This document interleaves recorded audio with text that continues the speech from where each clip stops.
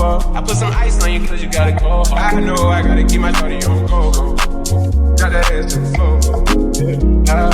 Whoa. You ain't gotta deal with none of these niggas. Hey guys, welcome back to my channel, and today I'm coming at you guys with a different video from what I've ever done before. I always get requests for you guys to learn a little bit more about me, so I thought a perfect way to do that was a story time video.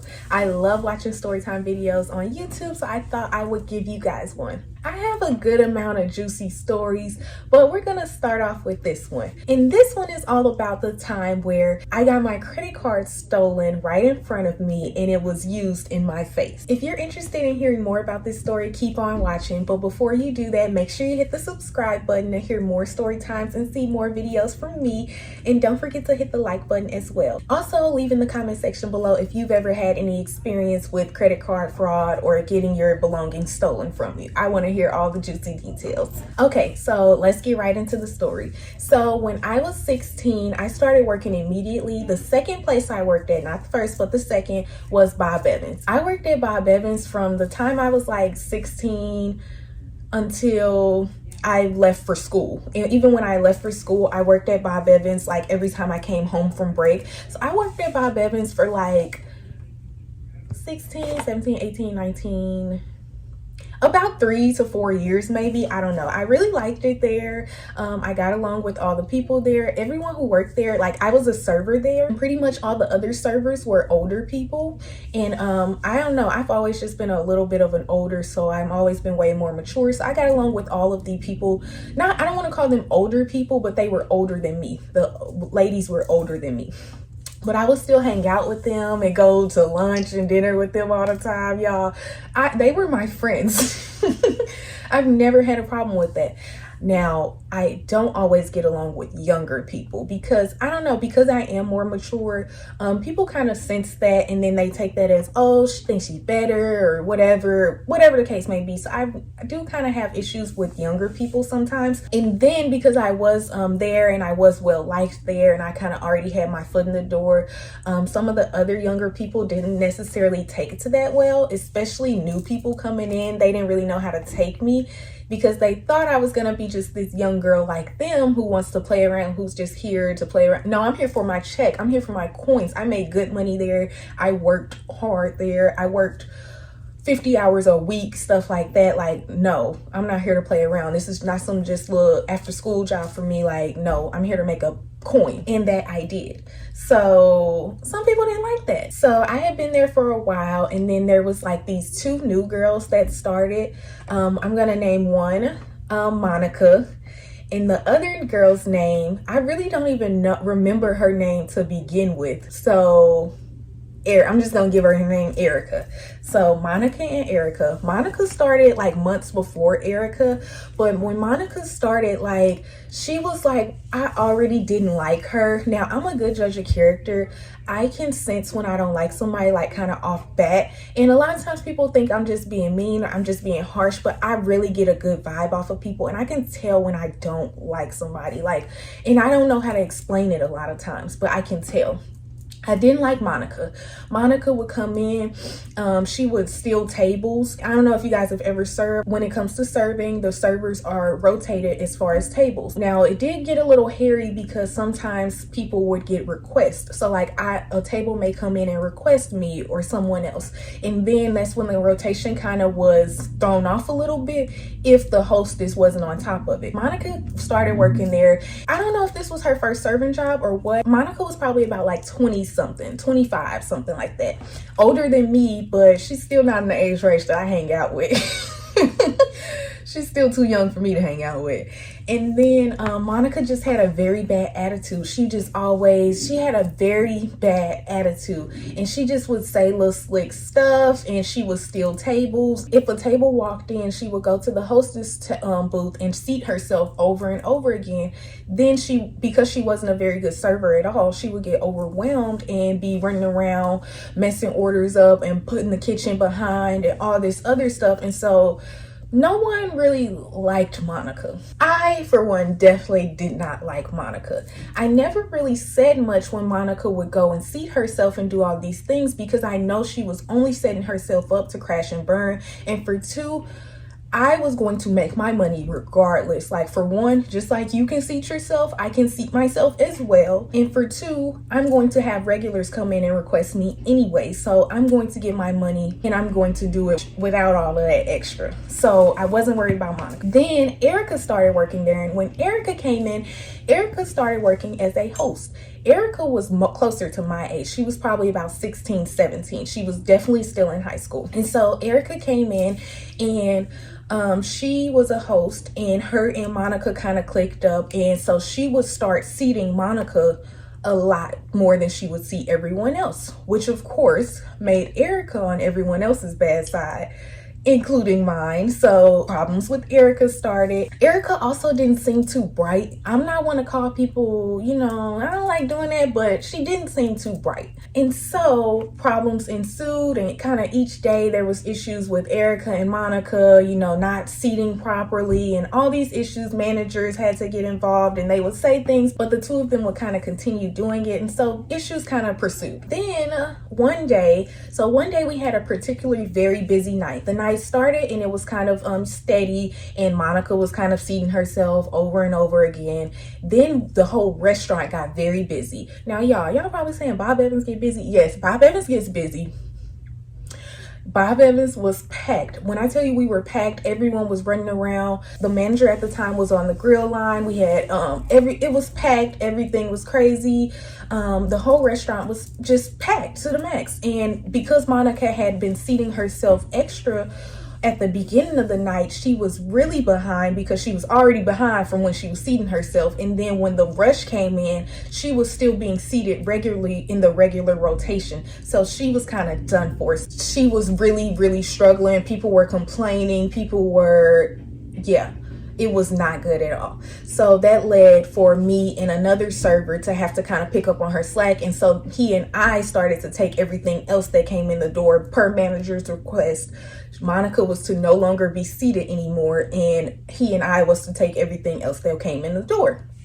Of course, this upset her, and I guess Erica was on her team as well. But my thing is, if you can't handle the tables, then why even worry about being seated anyway? Like, just catch up with what you got. Like, I didn't get it, whatever, but I didn't get a lot of stuff she did. So what's new? And so the night ends, we make it through the night, the restaurant closes, we take care of whatever tables are left.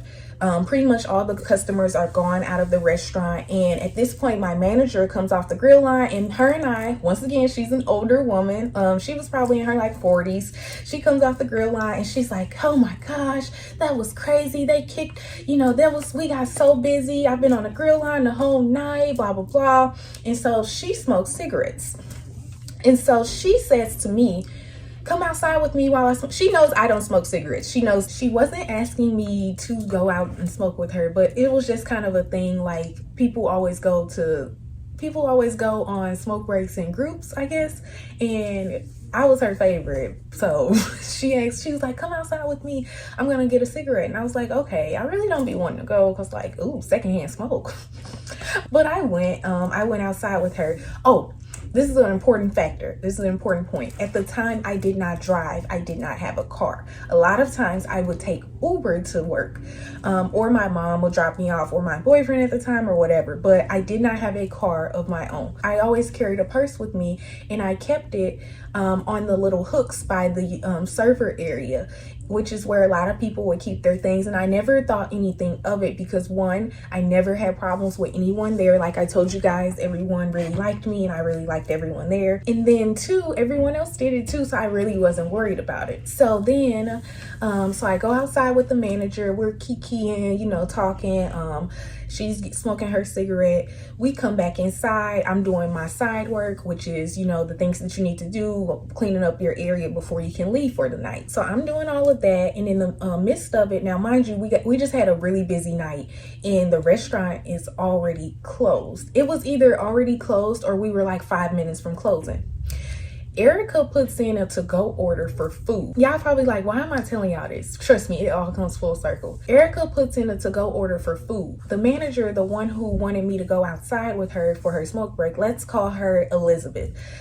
Elizabeth was upset because, for one, the registers had already been pulled and she was annoyed by that. So the cook had already gone home for the night or something like that. So she was going to have to cook the food, and it had already been a busy night. So she was like done, ready to get out of here. So she was annoyed that Erica put the food in, but I think she ended up deciding to let her do it. And Erica didn't just put one order of food in, she put in like 3 meals in.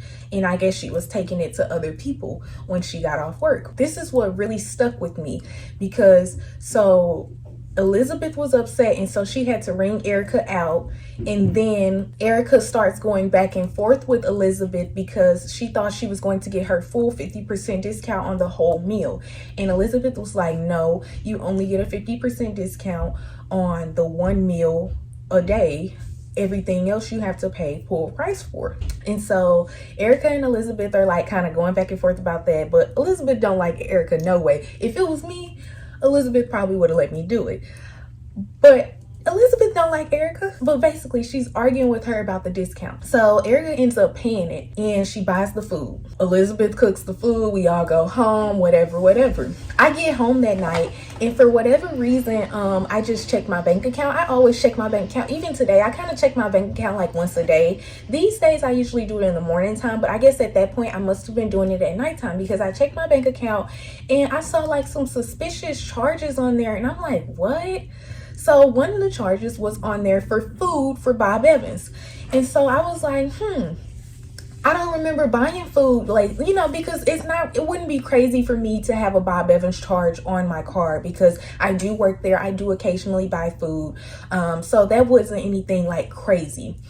Then the next charge on there was Quick Trip. And I was like, I don't have a car. Quick Trip, if you guys don't know, is a gas station, but it's a big gas station. It's kind of like a Wawa or KC's, or if you guys are familiar with either of those. But I was like, I haven't been to Quick Trip. Why would I go to Quick Trip? Like, I really don't need any gas. I haven't stopped there for any snacks or anything. Why is Quick Trip on here? But the thing that really set it off for me was there was a charge on there for Raising Cane's. I hate Raising Cane's. I don't eat Raising Cane's. So why would a charge for Raising Cane's be on my card? And that's when I start playing everything back and forth. And I'm like, Bob Evans, this charge from Bob Evans is from tonight. It's still pending. I didn't order food tonight. This couldn't be me. Bingo. Who ordered food tonight? Erica. So then I go frantically looking in my bag. My card is gone. Some cash that I had in my bag is gone. And I'm like, are you serious? Did this girl steal my card and use it in my face? She stole the card and used it in my face. I was standing right there. I wasn't standing right next to the register, but I was in the building. I heard the conversation going when she was going back and forth with Elizabeth about the discount for the food and everything. Why did you care about the discount? You weren't using your card. No way. Let's start there. But you used the card while I'm standing in the room? That's bold. That's bold. And of course, Elizabeth didn't know. I know some people are going to say that Elizabeth had to be in on this, but I truly do not believe Elizabeth was in on it, because for one, she did not like Erica in the first place. And for two, she wouldn't have done that to me. Elizabeth is a grown woman, might I add. Erica is a child. Elizabeth is a grown woman. Elizabeth, if she would have been on this scheme, they would have got more out of it than some Bob Evans, which Elizabeth could have paid for because she's the freaking manager. She could have just voided the whole check if that was the case. They would have got more than Bob Evans, Quick Trip, and Raising Cane's. The whole total of what was used on my card came out to like less than $50. You stole someone's card for $50 worth of food and snacks. So that's how I know Elizabeth was not in on it, you guys. Do not say Elizabeth set this up. When she asked me to go outside with her, that was not the case. This was something that she would do, you know, anytime there were no other smokers around. She would ask me to come with her. And also, she would have been a better thief than Erica was. Erica and Monica, because I'm going to get to that. So mind you, this is late at this point. It's probably 10 or 11 o'clock at night. I go in my mama's room. I'm like, Mama, somebody stole my card, somebody stole my money. And she was like, what? And I was like, and it's the girl at work. She was like, how do you know? So I explained to her, and she was like, it was her. We're going to the police station early in the morning. And when she said early, she meant early. We went crack of dawn in the morning to the police station, because I had to go to work the next day too. and so did Erica and Monica. Let me tell you guys why I think Monica had something to do with it. We know for a fact Erica had something to do for it. That's no question. But I believe Monica was smart enough because, like I said, Monica was a little bit older than Erica. I believe Monica decided she was going to take the cash and Erica could do what she wanted with the cards. And I believe that because, like I told you guys, they were buddy right beside each other. They both were angry with the whole place that night, but especially me. They both especially had an issue with me for some reason, which I'm kind of used to in life, kind of. People be having an issue with me for no reason, really. But they both especially had an issue with me. And where my purse was, it was in a very well trafficked area. There's no way that two people who are attached at the hip like that, one did something and the other wasn't standing right next to her while she did it. There's no way that they didn't talk to her. I believe it was Monica's idea, and Erica was just the stupid one to use the card and then to use it right in my face. The next day, my mom takes me to the police station. We file a police report. They ask me, how do I know who did it? I tell them. I go to work. My mom drops me off at work the next day. Police pull up right behind me. They are right behind me at work. They come in. They ask to see the cameras. They pull the time that my card was used, the time stamp of the camera that's right above the register. There's a camera right above the register that she used. They pull the time stamp of the camera. And who is using the card at the time that it's being used? None other than Erica, right on camera using the card. They go over to Quick Trip. Same thing. Raising Cane's is a little different because it's a drive-through, but I mean, we 2 for 3. I mean, they got Erica. Couldn't prove anything on Monica because no one physically saw her do anything. You know, I don't believe Erica ever implemented Monica in any of it. So couldn't prove anything on Monica, but just the way that she acted with me afterwards, she was still like, she kind of, you know how somebody like, you know how girls be like, yeah, because that's how Monica kind of was afterwards. And I'm like, you did that. You just was a little bit smart enough to get caught. But joke's on you because you're 25, 26, 27 years old and you're stealing. You have to steal from a 16-year-old. Like, get your coin up, sis. Get your coin up. You need to get like me. And so I called my manager before the police showed up. I didn't want to blindside my manager because the same manager that I was with that night, who was working with me that night and who I went outside with, she was also opening the next morning and she was coming in around the same time I was coming in. So I called her just to give her a heads up so she wasn't blindsided by the whole police investigation and everything. And I called her and I told her, and she had the tape pulled before the police even got there. As soon as they got there, she had the tape pulled and ready for them. Everybody at Bob Evans had my back. Like the other ladies that worked there, they was like, that hoe, you want me to do something? They was going in. Everybody was more mad than I was. Everybody had my back. The managers had my back. The rest of the servers, all my friends there had my back. And then everybody didn't like Monica already. Nobody really liked Monica after that because just like me, we all believe Monica also had something to do with it. And so that day, Erica is also scheduled to work in the morning. So at this point, the police are gone. I believe they couldn't arrest her yet because of something. I guess they still technically had more investigation to do, and Bob Evans couldn't technically terminate her because there was an open investigation as well. And that's kind of like, you know, telling somebody they're guilty without them being charged guilty, kind of. So they could not terminate her. But when she came in, y'all, tell me why she came in walking in there like she was cool. It was another day she walked in there. Like it was another day. Like if somebody wasn't going to catch her. Like she walked in like nothing had ever happened in life. So she walks into the restaurant. I'm on the other side of the restaurant. Everybody else is throwing her daggers. Everybody in all my server friends, my little old lady friends, they throwing her daggers. If looks could kill, Monica would have been dead 8 times over again. That's how hard everybody was like. So she walks in. She still don't see nothing wrong. I don't even look her way. Elizabeth pulls her to the back. And by this time, Elizabeth had to notify the general manager of the store as well. So I can't remember if the general manager came in or if they had the general manager on conference call or what. I cannot remember. They pull her to the back and they tell her that she is suspended pending investigation, which is a polite way to put you don't work here no more. But they can't say you don't work here anymore for legal reasons, but it was a polite way to put you don't work here no more. And she was never seen again. And when I tell y'all she was never seen again, when the police were ready to arrest her, nobody could find her. This girl went MIA. And so because she was a child, like I told y'all, she was the same age as me. We were both like 16, 17. She was still technically a minor. That added a whole nother layer to the whole police investigation, because she was under, there's like a special unit that my case, I guess, was taken care of. And it was like something about minors. She was in juvenile, or it was like a juvenile issue now because she wasn't of age. So it was a juvenile crime. And so that added a whole nother layer to it. And then they could not find her. They said no one could find her.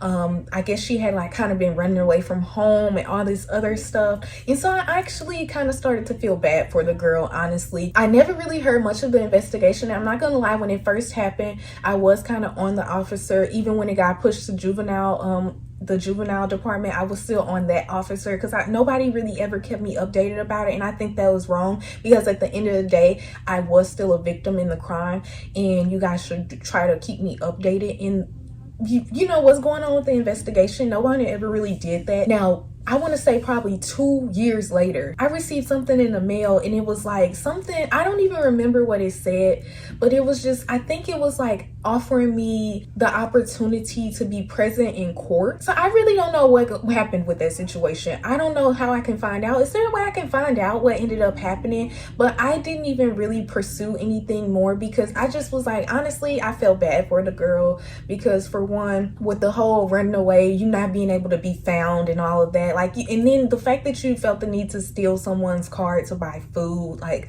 maybe you really needed food. I wasn't too much worried about it no more. I just think, for one, whatever she took in no way broke me. Thank the Lord that wasn't my last $50 she spent. I just took the bright side of it and said, you know, whatever she got in no way really caused any harm to me.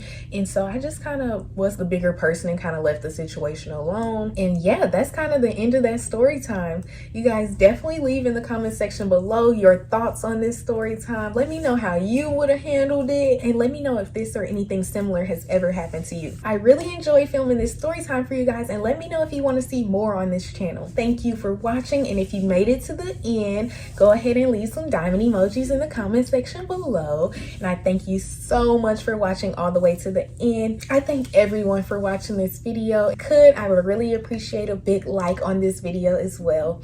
Also, don't forget to follow me on Instagram, and that is in the description box below. Until next time, bye. You ain't gotta do it, none of these niggas no more. If we having the beans, is that okay?